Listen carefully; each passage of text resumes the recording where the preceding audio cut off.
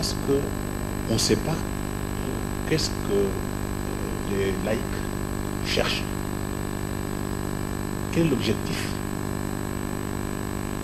Comment c'était organisé? Du moment de marche chrétien, on avait tracé comment il fallait marcher avec des caniveaux, demandant à 5 euros. Cette fois-ci, il y a trop de messages. Il y a ceux qui disent que le président Kabila quitte, on fasse une transition sans lui. Il y a ceux qui disent qu'il faudrait... qu'il fasse une déclaration ouverte. Ouverte, qu'il n'est pas candidat. Il y a ceux qui disent qu'il faudrait mettre... L'application intégrale du 31 décembre. Ça me pose une question. D'autres qui disent qu'ils voudraient voir d'autres animateurs, qui parlent du retour d'autres opposants, la libération, tout ça, ça semble être assez vaste. Mais c'est très flou. Le message n'est pas très clair. Ça sert à rien de deux. L'itinéraire. Vous demandez aux gens de sortir pour aller. Prenons une hypothèse. Les 31, il y a le chaos à Kinshasa. Qu'est-ce qui s'est passé? Donc, ce qui fait que quand vous comparez ce qui s'est passé en 92 et ce qui se passe maintenant, il y a une très grande différence. Ça signifie qu'il y a beaucoup d'intérêts qui sont derrière. Je vais parler d'intérêts géopolitiques après. Mais regardez, c'est là qu'il faut être intelligent pour tirer les leçons. La conférence a été organisée, ça s'est passé bien. On est parti de négociation en négociation. On pensait qu'il y a élection. Pouf, la guerre a éclaté. La guerre éclate, l'AFDEL arrive. Ni les Mobutistes qui étaient au pouvoir, ni Tshisekedi avec l'opposition qui disait démocratie. Personne n'a accédé au pouvoir. La première leçon à tirer, c'est celle-là. On a ouvert la route au désordre. Heureusement, avec Mzee Kabila, les 2 août, il a corrigé, parce qu'il savait ce qu'il faisait. Regardez, Mzee est assassiné. On rentre dans le cycle des élections et de négociations. Et quand vous faites une étude comparative, c'est comme si, enlevons les individus, enlever Kabila, enlever Mobutu, c'est comme si l'histoire se répétait. Donc ma crainte, c'est de voir qu'il y a risque qu'on débouche sur la guerre. C'est ma crainte en moi. Parce que ici, tout le monde demandait qu'on organise cette élection. Parce que beaucoup ont fait des bruits. La guerre, je ne voulais pas vous interrompre, M. Mounouba Freddy, comme le disent plusieurs personnes, en opinion du moins. La guerre entre qui et qui? Oui, parce qu'au niveau de l'opposition, on dit non, on met en exergue 2 forces. L'une, l'opposition et les pouvoirs. Non, l'une, la population. Oui. L'autre évoque les forces de l'ordre. C'est là où ça devient intéressant de lire l'histoire. Quand je dis la guerre pourra, c'est par rapport à ce qui s'est passé durant la période de Mobutu, la transition de Mobutu. Il y a eu conférence, transition, négociation, gouvernement, négociation, guerre. La guerre est venue d'où? La guerre n'est pas venue de l'interne. La guerre a été montée à l'extérieur parce que l'enjeu, c'est comme aujourd'hui, ce n'était pas la démocratie qu'on cherchait. Comment avoir des gens à la tête du pays qu'on contrôle? Ça signifie quoi? C'est là où la lecture de l'histoire peut nous aider à aller plus loin. Depuis 1885, le jour où on a mis en place Berlin, l'État indépendant du Congo, le Congo est resté dans l'imaginaire des Occidentaux comme une entreprise.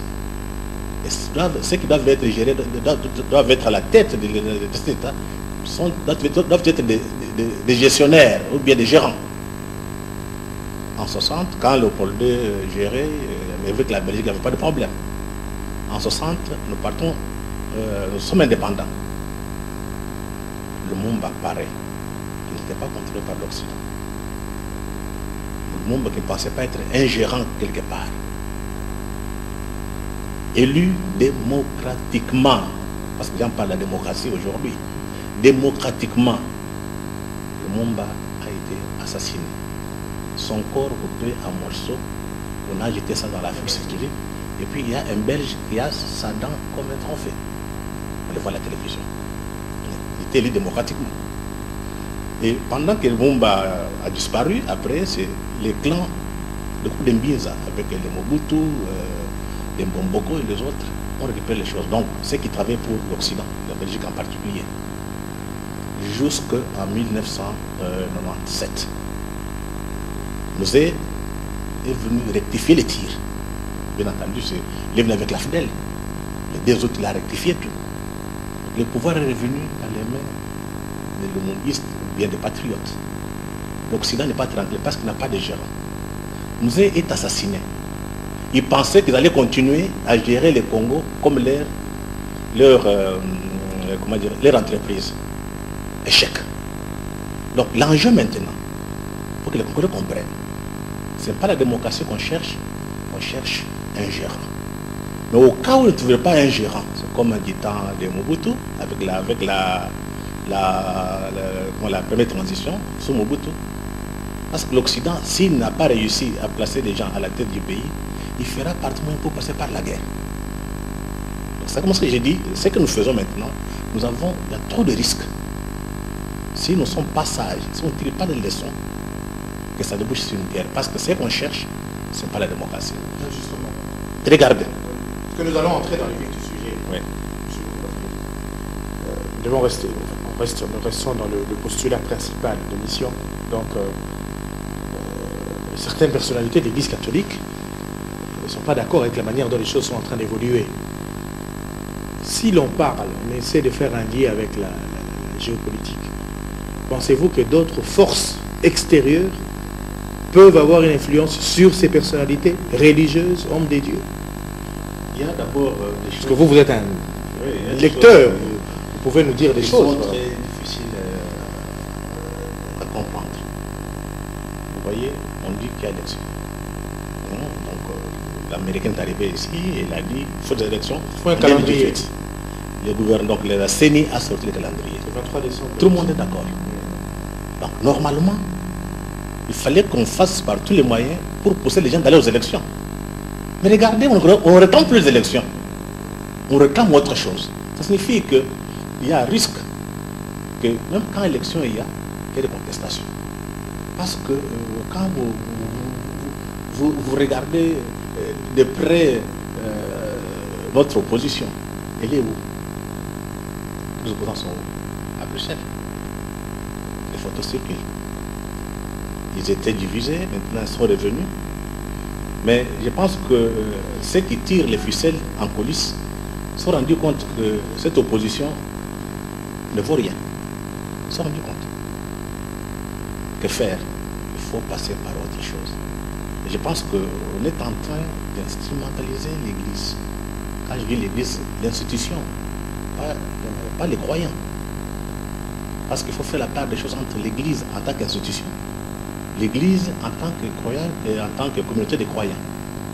Ce qu'on veut utiliser comme la soi-disant opposition, on soutenait par l'Occident, n'a plus de pouvoir, on n'a plus de crédibilité, n'a plus de, comment dirais-je, de vision.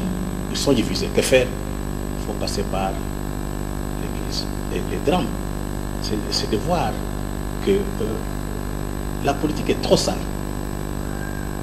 La politique est trop sale. C'est un jeu d'intérêt, de conflits. Il ne faudrait pas qu'on amène notre Église dans cette histoire. Je ne voudrais pas parler des individus ici. Qu'on n'amène pas l'Église dans les jeux politiques. C'est trop sale. Et ça risque de laisser de mauvaises traces. Donc, si par hasard, nos amis occidentaux qui étaient derrière, parce qu'il fallait suivre ce qui s'est passé à la Cinco. Est-ce que vous avez vu M. Pirel? Pirel était présent pour que le gouvernement de la Cinco soit mis en application. Parce que les 31, ça doit passer comme ça. Pirel est venu ici parce qu'il vous aime, il aime le Congolais. C'est là où les enjeux géopolitiques apparaissent. Qu'est-ce qui s'est passé? Depuis 1885, le Congo, c'était un enjeu du capitalisme occidental prédateur. Donc le Congo lui-même, c'est un produit du capitalisme, parce que cet État indépendant du Congo était considéré comme une entreprise free state, donc une entreprise libre. En tout cas, juridiquement, c'est vrai. Plusieurs ouvrages l'attestent. Donc, avec votre ami Bazama Lalé, il a fait un très bon travail sur ça. Donc, le Congo, dans les milieux des capitalistes, plus occidentaux, ça leur appartient. C'est comme ça que quand quelque chose se passe au Congo, vous entendez les Belges parler, vous entendez les Français parler, vous entendez l'Américain parler. Vous avez la question pourquoi la Chine ne parle pas, pourquoi la Russie ne parle pas, pourquoi l'Inde ne parle pas. Donc ça prouve que dans leur imaginaire, ils pensent que le Congo est resté toujours leur plate-bande où ils peuvent venir faire ce qu'ils veulent. Mais l'autre élément, c'est là où je dis qu'il faut voir la dimension géopolitique, c'est il y a, en fait, on a un peu parlé de ça, un géopolitologue russe qui a parlé de la guerre hybride. Cette guerre hybride, ça signifie quoi? Avec l'émergence de la Chine. La Chine a lancé ce qu'on appelle une ceinture de route pour venir aussi investir en Afrique. Et ça pose problème. L'Occident n'a plus d'argent pour investir. C'est la Chine qui a l'argent. Comment il faut faire pour empêcher la Chine d'investir en Afrique, et particulièrement au Congo? Il y a plusieurs possibilités. Ou bien on peut faire des guerres par procuration. Comme ça, on n'investit pas. C'est comme aujourd'hui, il n'y a rien de Chinois ici. Ailleurs, la Chine investit. Mais chez nous, quand vous faites quelque chose, il y a des guerres passées par là. On ne peut pas investir, même pas faire de route. Il y a la sécurité. Ou bien, on peut vous amener à négocier au gouvernement, l'opposition. De façon que les personnes qui travaillent pour l'Occident accèdent au pouvoir et empêchent à la Chine d'investir. Parce que dans cette guerre leadership mondiale... Or, c'est elle qui a l'argent. C'est elle l'argent. Dans cette guerre entre le leadership mondial, entre la Chine et l'Occident, pas l'Amérique, avec tous les pays européens, ils ont peur de la Chine. Et comme elles sont les anciens colonisateurs, ils estiment qu'on ne peut pas laisser la Chine mettre la main dessus. Et là, on utilise les mouvements d'opposition, on utilise les ONG, quelquefois des pays voisins, pour vous déstabiliser. Il faut que les Congolais comprennent. L'enjeu ici, ce n'est pas l'élection, ce n'est pas l'alternance, ce n'est pas bonne gouvernance, ce n'est pas le droit de l'homme. L'enjeu ici, comment mettre la main sur les richesses du Congo. Deuxième élément, nous sommes à ce qu'on peut appeler la transition énergétique. Vous voyez, on est en train d'abandonner le pétrole parce que ça pollue beaucoup. On tend vers l'énergie verte. On a besoin de matières premières. Vous avez le cobalt, vous avez comment on appelle ça? Ce qui touche le coltan. C'est avec ça qu'on va faire, qu'on va produire des batteries, d'autres éléments électroniques. Et tout se trouve au Congo. Donc, quand vous voyez des gens vous soutenir, ONG internationale, venir vous dire non, on vous finance pour former les gens, la capacité. Il ne le fait pas par hasard. Il forme des individus pour eux. Pour qu'un jour ça accède au pouvoir, comme on a des matières premières, parce que celui qui va avoir le contrôle de ces matières premières, c'est celui qui sera une puissance demain.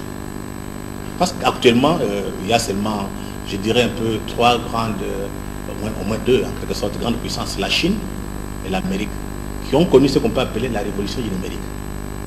Il y a des symboles. En Amérique, vous avez l'iPad, iPhone. En Chine, vous avez Huawei avec d'autres marques. Vous avez quel pays encore ici? La Corée du Sud, Samsung. Avec Samsung. Ce sont des États qui vont peser demain dans le monde. Parce que la prochaine, nous sommes déjà en cours, la prochaine c'est une révolution numérique. Ceux qui n'ont pas maîtrisé ces révolutions ne vont plus compter.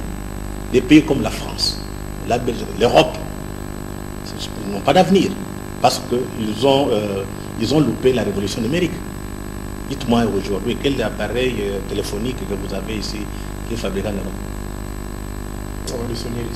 On a déjà oublié. Alcatel, bon. On a tout oublié.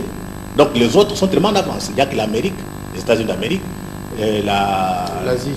Non, pas l'Asie, la Chine et l'Union, comment on appelle ça? La Chine et la Corée du Sud. La Corée du Sud. Ceux qui vont compter demain. En Europe, la seule puissance, c'est l'Allemagne, qui est capable de tenir le coup. Mais le reste là, c'est fini. Parce qu'on a tendance à oublier l'histoire. Vous savez, en 1453 jusqu'en 1600, je pense, c'était l'Espagne et le Portugal qui étaient des grandes puissances. On a tendance à oublier l'histoire. C'était des grandes puissances. Après, les Espagnes sont devenus grands grâce au commerce, je dis un peu, à la révolution commerciale. C'est eux qui avaient des bacs, achetaient des noirs qui vendaient. C'était de grandes puissances économiques et militaires. Quand il y a la révolution industrielle, c'est l'Angleterre qui apparaît, et l'Allemagne et les autres. Très puissants. Ils se sont mis, ils ont commencé à coloniser. L'Angleterre, c'était une puissance mondiale à cause de la révolution industrielle. Maintenant, ce qui compte, il n'y a que trois. L'Amérique, la Chine et la Corée du Sud. Ceux qui vont compter demain. Donc, ce que vous voyez aujourd'hui comme grande puissance, c'est fini. C'est ça le cours de l'histoire. Mais ce qui serait mieux, c'est de voir nous, Africains, nous, Congolais. Nous avons souffert sérieusement de ces mutations économiques, de ces mutations technologiques. Parce qu'à cause de cela, nous avons connu l'esclavage, la traite négrière, la colonisation. Et jusqu'à aujourd'hui, on est colonisé. On est néocolonisé. Mais qu'est-ce que nous pouvons faire pour, dans ces mutations, dans ces grands changements, quelle est notre voie? C'est la question aujourd'hui que beaucoup d'Africains devraient se poser.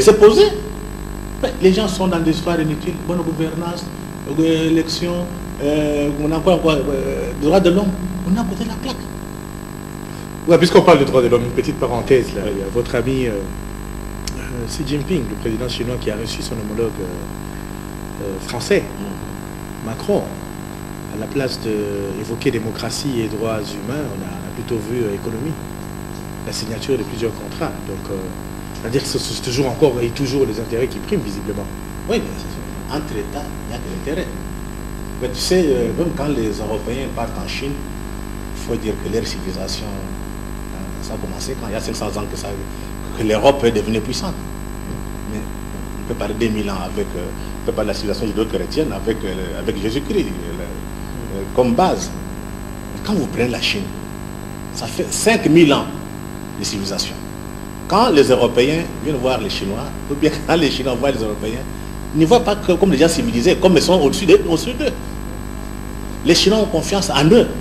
C'est comme ça que sur base de ces éléments-là, la Chine, quand les Européens viennent l'histoire du droit de l'homme, bonne gouvernance, démocratie, ils ne comprennent pas. Ils disent, est-ce que des gens, ce n'est pas une grande civilisation, qu'est-ce qu'ils peuvent donner comme leçon?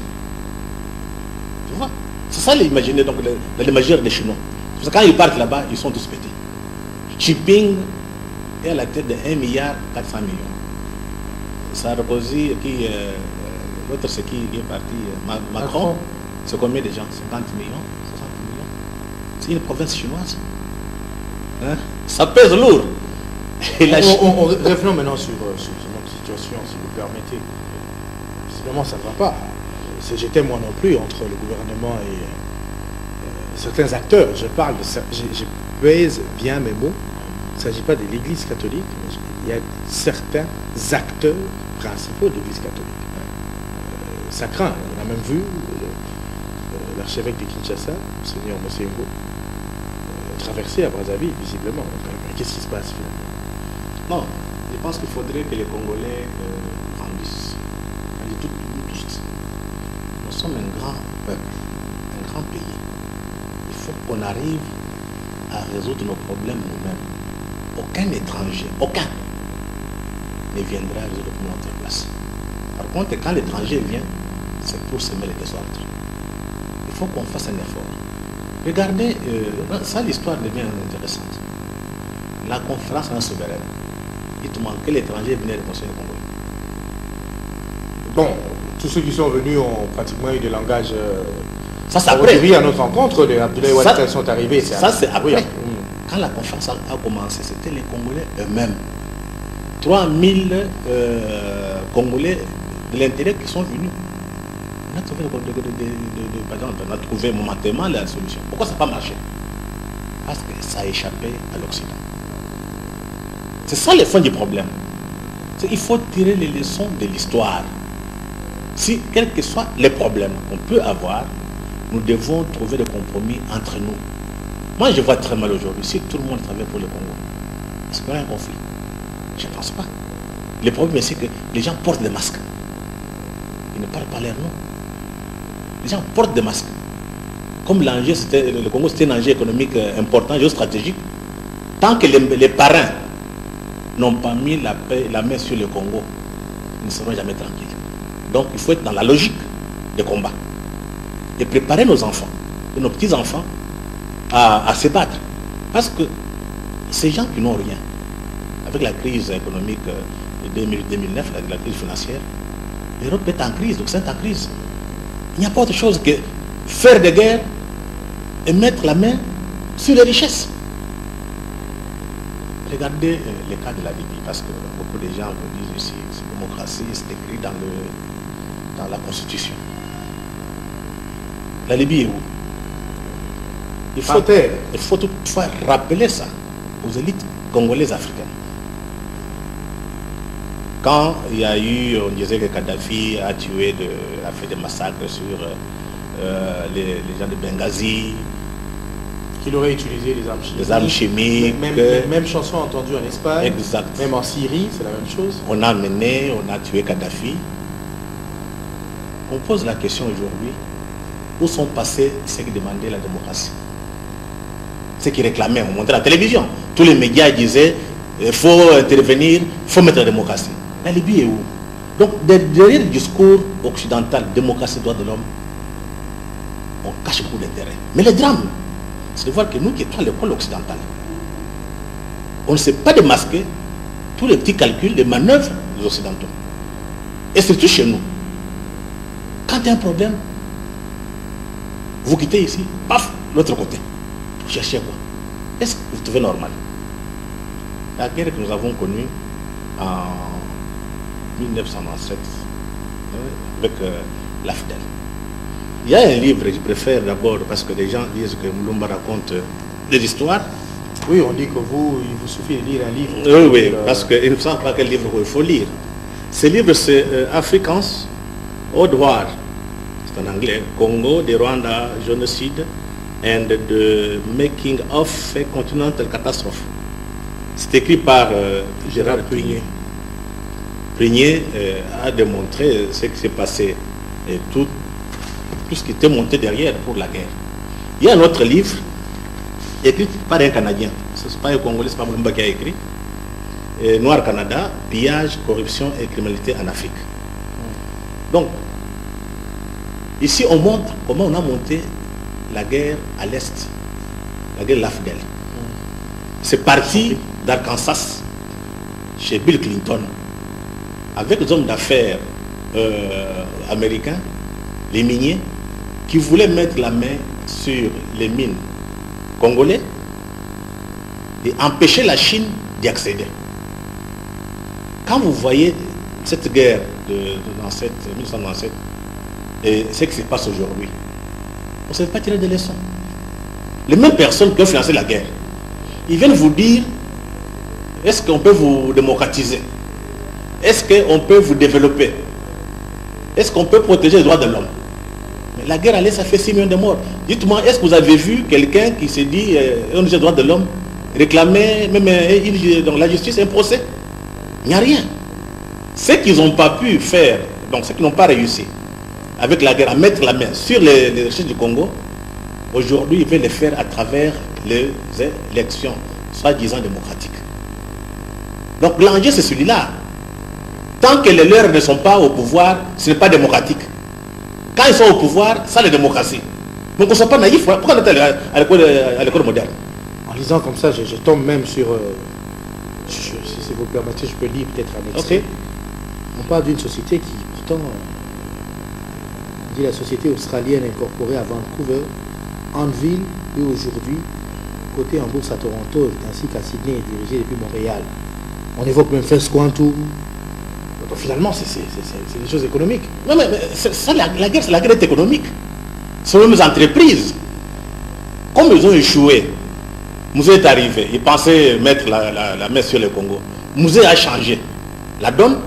Ils veulent maintenant, en disant, nous venons avec la démocratie pour vous contrôler. C'est ce qu'on appelle la guerre hybride. Ce qui est malheureux, c'est de voir que nous qui étions à l'école occidentale, l'école moderne, on ne comprend pas. On vient raconter bonne gouvernance, alternance. Mais derrière, il y a des gros intérêts géopolitiques, géostratégiques, géoéconomiques, des grandes puissances. On ne fait pas la lecture géopolitique. C'est ça le grand messie. Les gens se battent pour manger, avoir une voiture, une maison, être ministre. Pour faire quoi avec? Donc, tout ça, je pense que c'est ça le travail des médias. Ça signifie que quand un phénomène passe, l'information, vous appelez des spécialistes qui doivent expliquer à notre peuple. On a vu là où on disait la démocratie, aujourd'hui la Syrie. On disait que l'autre avait tué des gens. Ni c'était l'intervention de qui? De Poutine. Aujourd'hui, la Syrie allait imploser. Parce que le départ, les Américains avec George Bush avaient pensé redessiner la carte du Moyen-Orient. C'était ça l'objectif. C'était pas la démocratie, même pas défendre les Syriens. Comment est-ce qu'on peut éviter? On ne peut pas comprendre tout ça. On a connu l'esclavage. Les gens là sont venus ici. La colonisation. La colonisation, d'abord l'esclavage. Les rois Congo, qui était là, je pense Alfonso Ier, il pensait qu'avec Alvaro, les rois portugais, ils étaient au même pied d'égalité. Mais après, Alfonso se rend compte que le contact qu'il y a avec l'autre, c'était pour qu'on commence à vendre des esclaves. Et qu'est-ce qui se passe? L'autre dit non, vous savez, chez vous là, vous avez un grand pays, il y a beaucoup de gens, mais jusqu'à présent on n'a pas encore décelé un commerce d'esclaves quelque part. Alors qu'on faisait l'esclavage. Staline vient ici. Staline vient ici, il raconte nos grands-parents ici avec le Mokoko et les autres, les grands-parents. Il signe des documents. Il quitte, il part à Bruxelles, pardon, à Berlin. Il va montrer, non, vous savez, j'ai signé des documents avec les chefs indigènes, on va travailler, ils m'ont donné l'accord pour occuper les terres. Alors que ceux qui avaient signé ne comprenaient même pas. On a coupé l'Afrique. Le Congo est apparu. Comment voulez-vous que l'histoire se répète encore? Nous qui étions à l'école moderne. Quel était le rôle de l'Église à l'époque? L'Église a été toujours... Selon plusieurs auteurs, plusieurs scientifiques, dans les livres effectivement que j'essaie de lire de temps en temps, il y a plusieurs auteurs certainement que vous connaissez, qui évoquent même par le truchement de l'Église que les puissants financiers sont passés par ces tunnels-là pour mater effectivement toute tentative de résurrection, plutôt d'insurrection qui pouvait voir le jour en Afrique. En fait, là, il y a les livres de l'historien belge Jean Stengers. Congo, 100 ans d'histoire. Il a expliqué comment est-ce que Paul II a utilisé d'abord, pour reformer un peu son État, il a utilisé les prêtres. C'était des prêtres belges qui venaient ici, qui servaient, comment dirais-je, qui accompagnaient la mise en place de l'État colonial belge, donc l'État colonial, l'État indépendant du Congo. Et en dehors de ça, il y a les entreprises multinationales. Ce n'est pas aujourd'hui, ça date depuis 1885. Donc, quand on a mis en place la colonisation, il y a eu 3 éléments. Un, les premiers, multinationales, économiques, surtout américaines. 2, l'Église catholique, parce qu'on ne voulait pas avoir d'autres églises, même pas des églises françaises ou bien... Il n'y avait que l'Église catholique belge qui était ici. Les protestants qui étaient, on n'en voulait même pas. Donc c'était une guerre terrible, parce que les autres, comment on appelle ici, les Britanniques, ce sont des protestants. Oui. Tout ça. On ne voulait pas de ça. Donc c'était l'Église catholique qui était la seule, les piliers même de la colonisation. Et là, on a passé par l'école. Donc la plupart des écoles congolaises, dans le temps colonial, c'était l'Église catholique. C'est là où on a lavé le cerveau des petits noirs. Et l'Église est restée jusqu'en 1960. La plupart des politiciens que vous voyez ici, même les autres élites, ont été à l'église, pardon, à l'école coloniale, surtout catholique. Ils reproduisent ce qu'ils ont appelé à l'école. Donc, l'Église a fait son travail ici, à côté de la colonisation. Les faits historiques sont là. Donc ça, on ne va pas discuter. Mais je pense qu'aujourd'hui... Mais d'où venait l'argent? J'ai entendu ce discours-là quelque part aussi. Oui. D'où venait l'argent dont disposait l'Église pour construire des infrastructures aussi impressionnantes qui existent?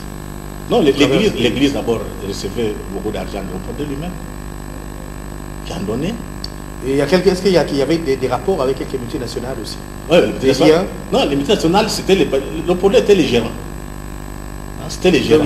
Les multinationales ont signé avec Léopold II. Maintenant, Léopold II prenait l'argent, donnait à l'Église pour s'occuper de la masse. Et pour la gestion, c'était l'État colonial, l'administration qui était en place avec une armée qu'on appelle force publique, qui était contre la population, qui n'était pas là pour sécuriser les richesses, sécuriser les frontières. Oui, parce que du reste... C'était pour réprimer notre population. Parce que du reste, j'ai même dû suivre, je salue d'ailleurs le travail qui est là-bas, le ministre Louwa Kalosenjola, au travers de son épopée Je connais le Congo, qui a même dit qu'au départ, lorsque l'on a monté la force publique, elle était même composée des mercenaires. C'était des étrangers qui travaillaient au sein de cette force-là. Oui, avec pour objectif, entre autres, de mater la population. Effectivement, donc c'était beaucoup de mercenaires qui étaient engagés par l'État indépendant du Congo. C'était le Paul II en quelque sorte, c'était lui les gérants, c'était presque son entreprise en quelque sorte. C'était lui qui réclamait. Et puis, on prenait beaucoup plus de bandits.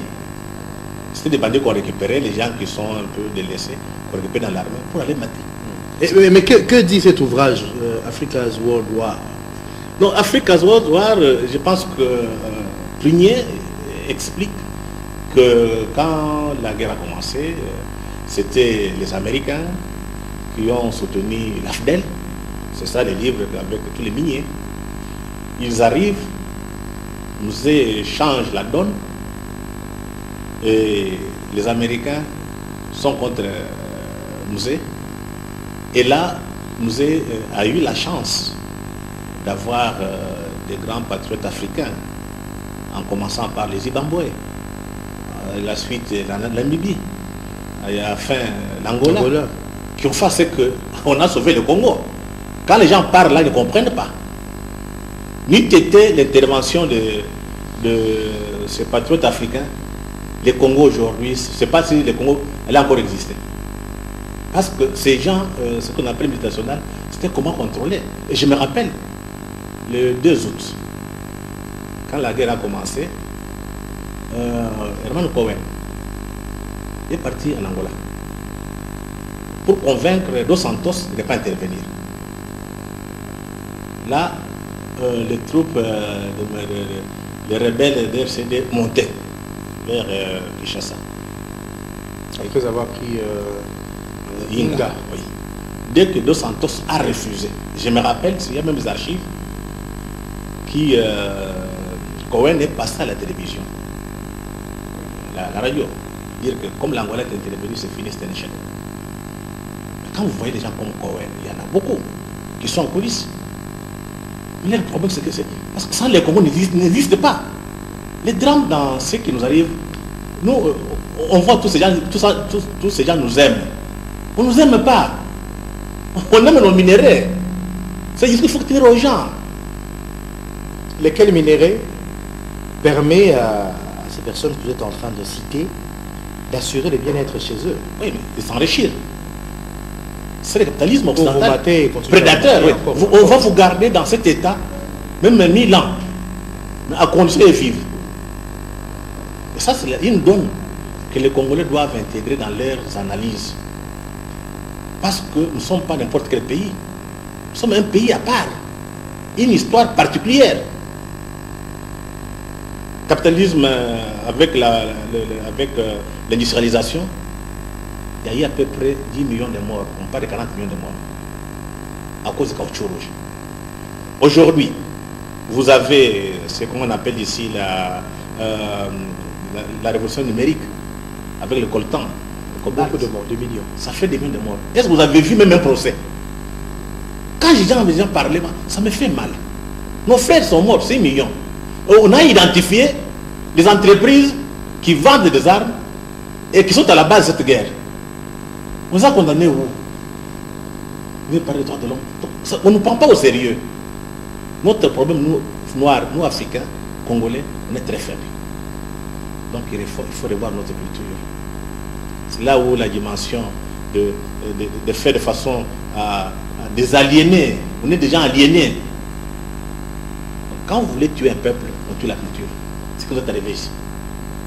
C'est anormal qu'on soit comme ça, comme nous sommes là.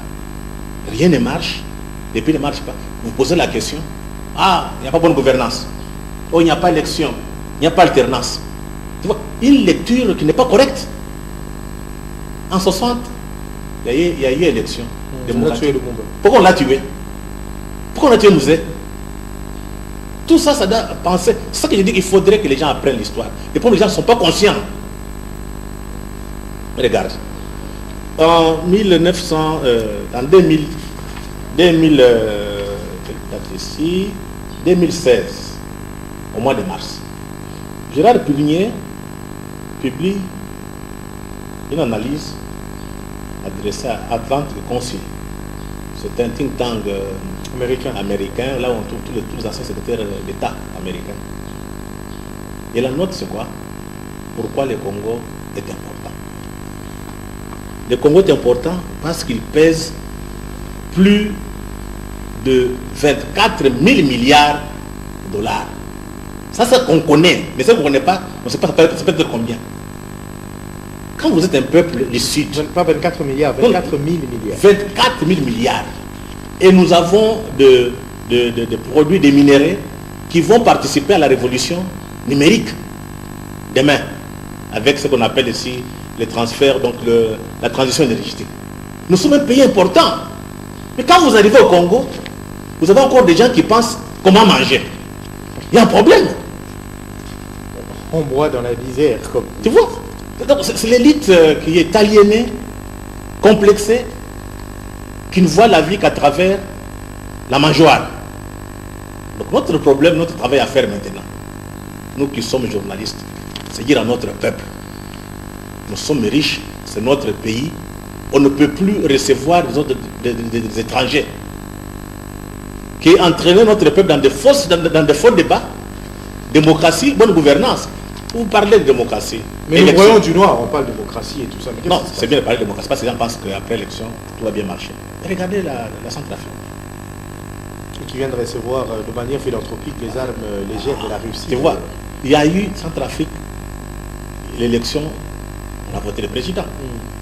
Il y a 12 000 casques bleus là-bas, en Centrafrique. Les 3 quarts de l'État centrafricain sont occupés par des miliciens. Pourquoi? Voilà la dimension géopolitique. Les gens devraient s'interroger. Pourquoi on laisse ces pays-là? Il y a 12 000 casques bleus. Pourquoi on laisse ces pays-là dans l'instabilité?